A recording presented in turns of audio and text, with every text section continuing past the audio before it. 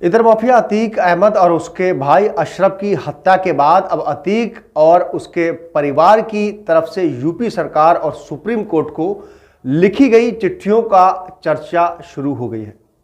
अतीक की चिट्ठी के बाद उनकी पत्नी शाइस्ता परवीन की यूपी के मुख्यमंत्री योगी आदित्यनाथ को लिखी गई एक चिट्ठी सामने आई है। लेटर में शाइस्ता ने यूपी सरकार के एक मंत्री और यूपी पुलिस के 2 अधिकारियों का अतीक अहमद की हत्या की साजिश रचने का आरोप लगाया था। बता दें कि शाइस्ता फिलहाल गिरफ्तारी के डर से फरार हैं।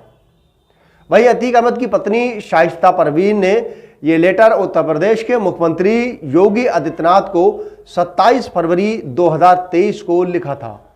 यानी प्रयागराज में उमेश पाल हत्याकांड की दिन दहाड़े हुई घटना के बाद, यानी 3 दिन के बाद और प्रयागराज में ही उमेश पाल हत्याकांड के आरोपी अतीक और अशरफ की हत्या के 47 दिन पहले सीएम योगी को लिखी इस चिट्ठी में शाइस्ता परवीन ने यूपी सरकार के एक मंत्री और यूपी पुलिस के 2 अधिकारियों पर गंभीर आरोप लगाए थे। वहीं अतीक अहमद और अशरफ की हत्या के बाद शाइस्ता परवीन का ये लेटर महत्वपूर्ण हो चुका है। बता दें कि आपको कि इस लेटर के लिए शाइस्ता ने मुख्यमंत्री योगी आदित्यनाथ से क्या क्या कहा था। अतीक मर्डर को लेकर इस चिट्ठी में शाइस्ता का सबसे हैरान करने वाला दावा है, जिसमें एक मंत्री को लेकर बड़ी चौंकाने वाला खुलासा किया है।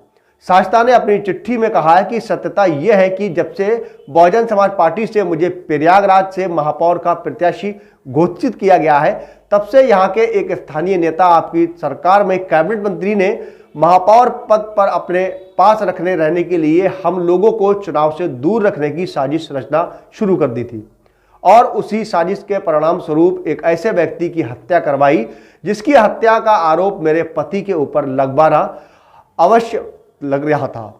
ये चिट्ठी शाइस्ता परवीन ने उस वक्त लिखी थी जब अशरफ और अतीक को उमेश पाल मर्डर केस में पूछताछ के लिए प्रयागराज लाने की बातें शुरू हुई थी। इसके बाद अतीक अहमद और अशरफ को पुलिस एनकाउंटर का डर सताने लगा था। शाइस्ता परवीन ने मुख्यमंत्री योगी आदित्यनाथ को लिखी चिट्ठी में यूपी पुलिस के 2 बड़े अधिकारियों का भी गंभीर आरोप लगाए थे। शाइस्ता ने सीएम योगी को लिखी चिट्ठी में कहा था कि प्रयागराज पुलिस पूरी तरह से आपके मंत्री के दबाव में काम कर रही है। वहां मुकदमे में रिमांड के बहाने मेरे पति अतीक अहमद और देवर अशरफ को क्रमशः अहमदाबाद जेल और बरेली जेल से बुलवाकर रास्ते में हत्या करवाने की साजिश है। इसमें 2 पुलिस अधिकारी हैं जो अतीक के विरोधियों के उनकी हत्या का सुपारी बहुत पहले दे चुके हैं। इसके द्वारा मिट्टी में मिला देने वाले बयान को इन पुलिस अधिकारियों ने मेरे पति और देवर की हत्या के साजिश को अंजाम देने तक पूरी तरह से अवसर मिल गया है। यदि आपके दखल नहीं हुआ तो मेरे पति और देवर तथा पुत्रों की हत्या कर दी जाएगी। अतीक अहमद को गुजरात के साबरमती और अशरफ को बरेली जेल से लेकर प्रयागराज आना था, लेकिन शाइस्ता परवीन ने सीएम योगी आदित्यनाथ की से मांग की थी कि अतीक और अशरफ की सुनवाई वीडियो कॉन्फ्रेंसिंग से हो। इसके लिए शाइस्ता ने सुप्रीम कोर्ट में एक फैसले की जानकारी भी दी थी, जिसमें अतीक को ऐसे जेल में रखने की बात कही थी जिसमें वीडियो कॉन्फ्रेंसिंग की सुविधा हो। इस चिट्ठी में शाइस्ता ने उमेश पाल मर्डर की निंदा भी की थी। उसमें अपने परिवार में शामिल होने के आरोपों को निराधार बताया था। शाइस्ता ने चिट्ठी में हत्याकांड की जांच सीबीआई से करवाने की मांग की थी।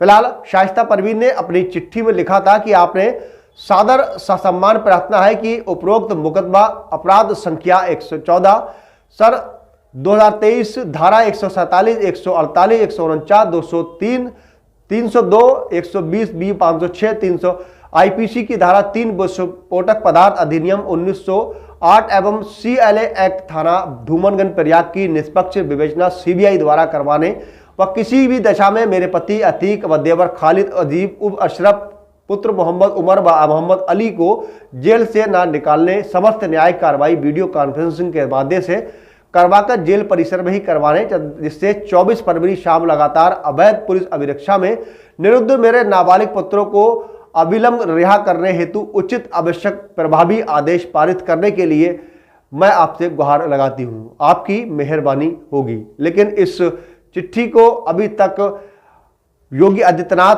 तक पहुंचाया गया है या पहुंची है, ये एक बड़ा सवाल है। आने वाले समय में पता चलेगा कि इस चिट्ठी का क्या महत्व है और इस चिट्ठी पर क्या गौर किया जाता है।